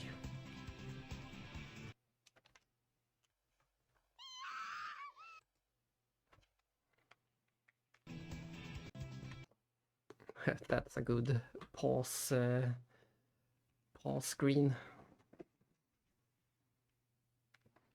Phew, we finally got some answers to some things.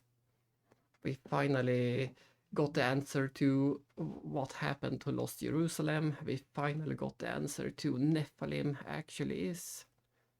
And we finally learned some some of Vector's secrets, and we get some more nice interaction between Yin and Xion and their difficult relationship.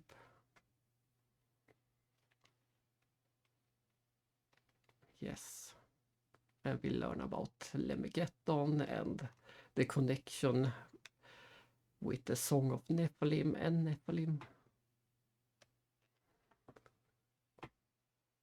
I still haven't decided an exact date for episode 3. It will be in a week, at least in a week, at the earliest in a week on the 1st of June, or at the latest the 7th June. So somewhere between 1 and 2 weeks away, depending on somewhere between 1 and 2 weeks.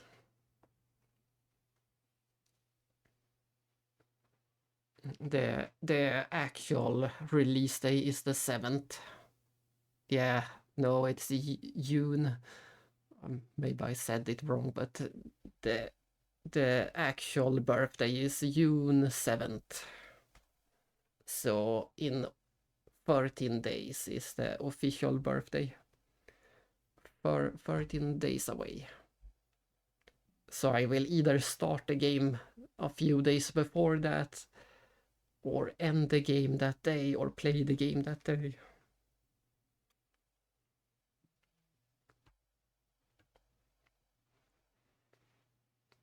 The important part is around that day.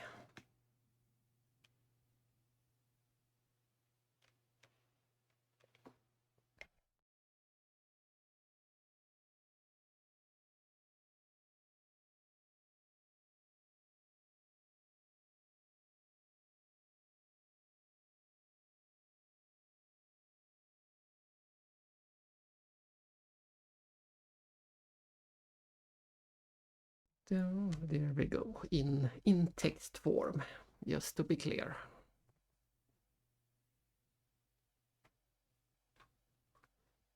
That is the date when it officially released in Japan 20 years ago. And it was the first game I ever imported from Japan as well. I had some help from a relative. Of course, I didn't get it on the release day since it had to be shipped across the world, but not that far later, I finally got it. And I couldn't keep myself from at least trying the game, so I did play the first two hours of the game in Japanese. I just couldn't stay away from it.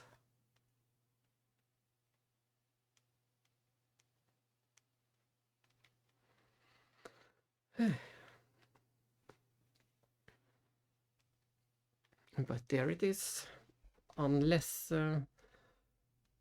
the only thing we haven't covered is the drama CDs, but this was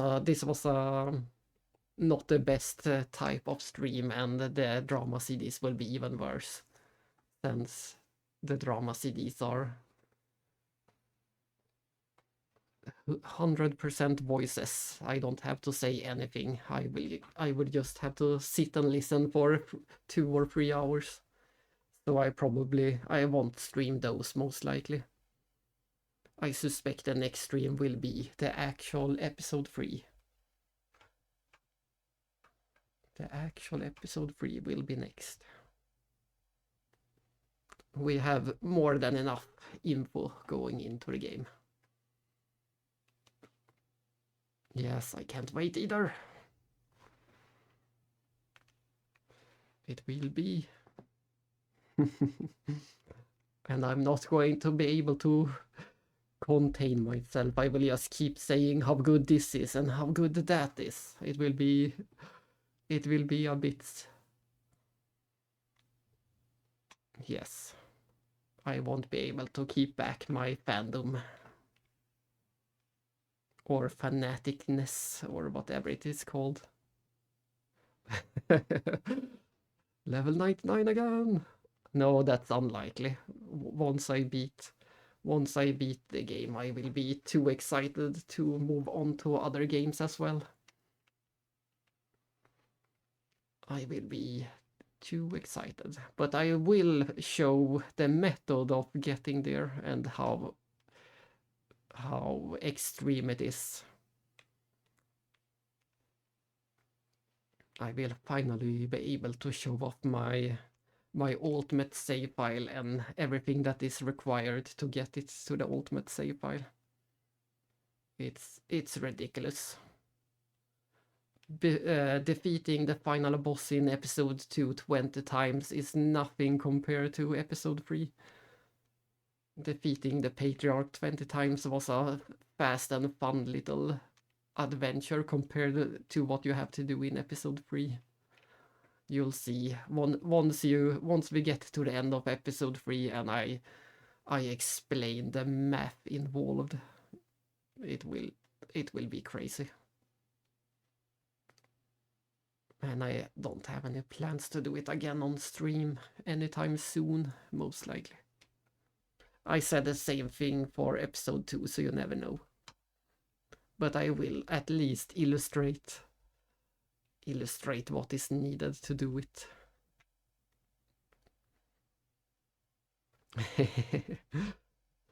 Hopefully I will do the optional bosses at least.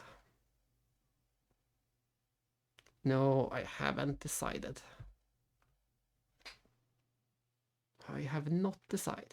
It will be something shorter and something more action-filled, probably. Some type of action game, platformer or action RPG, one of those.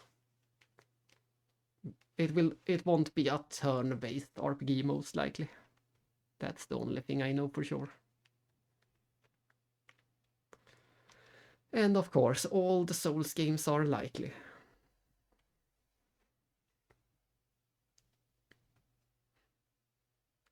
And before we end this stream, I'm going to play the song again, but in good quality. Assuming it works.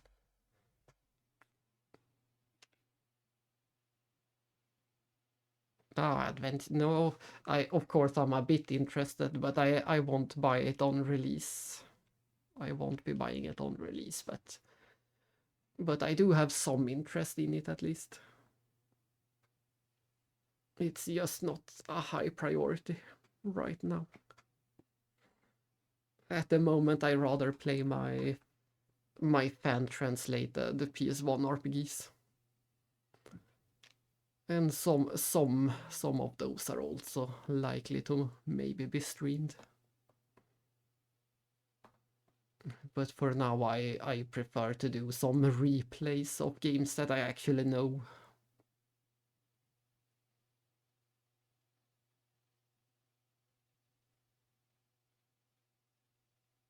Oh, I see. A roguelike mode in Relink. There was already so much.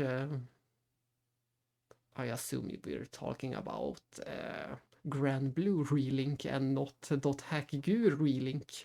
Those are the two Relink games I can think about. But in Grand Blue there is already so much repetition in the post game. I assumed it was Grand Blue. I would be very surprised by .hack. But there is already so much repetition in the post game of that game, so a roguelike mode sounds like even more repetition. If I'm going to do any form of roguelike, it's going to be Lufia 2 and the bonus dungeon in that game. That will be streamed sooner or later for sure. We can't escape the ancient cave.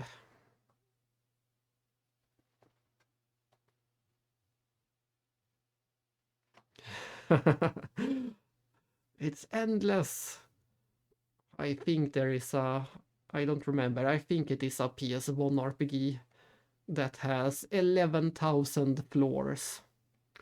Most of the roguelites have 99 floors or 100 floors, but that one has 11,000 floors. It has to be the worst one ever. 11,000 floors.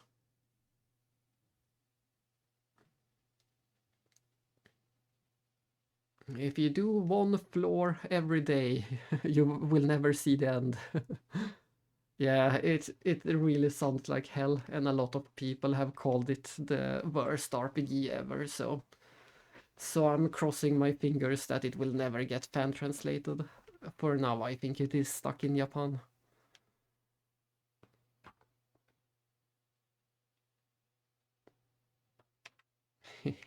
$11,000 floors.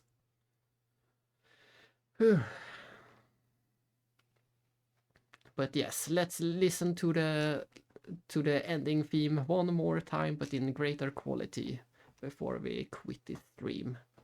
That will be the end. And most likely you won't be seeing me stream anything before. Yes, we have to listen to it now that we finally can. In the ultimate quality. It's one of the the best Xenosaga news in 20 years is the fact that Pied Piper is playable in English and playable at all. And the second best Xenosaga news in the last 20 years is the fact that we can listen to the ending theme in perfect quality.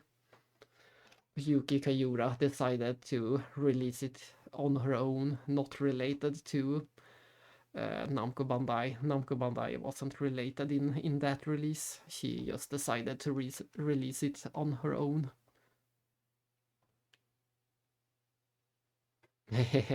We sure can. We sure can. We can listen to the live performance, or even watch. I have it on my computer, so we can also watch the live performance of Godsib. It's one of the best recorded concerts ever. It was recorded in 2008, I believe, the best version. There have been a few more. It has been performed a few more times, but that first one was the best one. It has the best singers and the best lightning effects and the best everything. But as I was trying to say, you probably won't see me stream anything more until the big day, until we get to episode 3. I'm going to update my... Once I know a final date, I will update my title on the stream, so if you check back on the stream, you should be able to see the exact date I will start later. So no one misses that. It will be sometime in a week, sometime technically next week. That's the only thing we will know 100% sure. Sometime next week. It could be Monday, Tuesday, Wednesday, Thursday, Friday, Saturday, or Sunday. But one of them will be the start of Xenosaga 3. And it will be amazing. And I'm still a bit unsure how I will handle... Oops, that wasn't my intent. I'm still not sure how I will handle episode 3.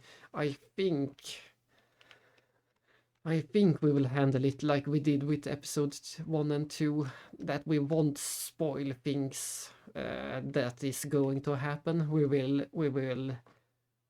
will do events as they happen. I won't spoil things ahead of time. And then, once I have beaten the game, I will do a separate stream where we can completely open, talk about all the spoilers for all the games in any order. And clarify some of the things that the game doesn't ever explain. Look in the database and all those fun things. So once I beat episode 3, I think I will do one more.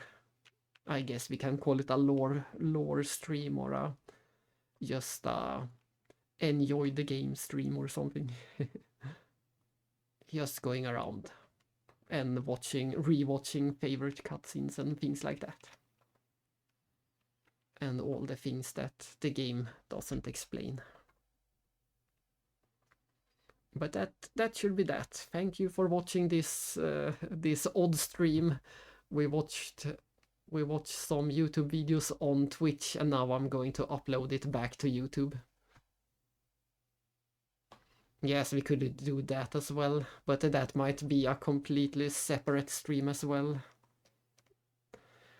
That could be a separate stream as well sometime, looking at and talking about some of the rare objects or some of the common objects that no one cares to talk about.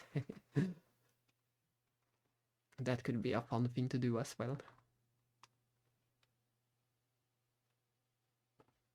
So we sure have a lot of more stream material even after episode 3, that's for sure.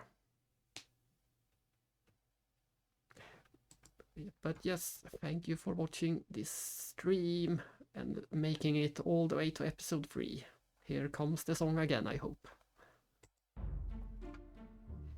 Bye bye.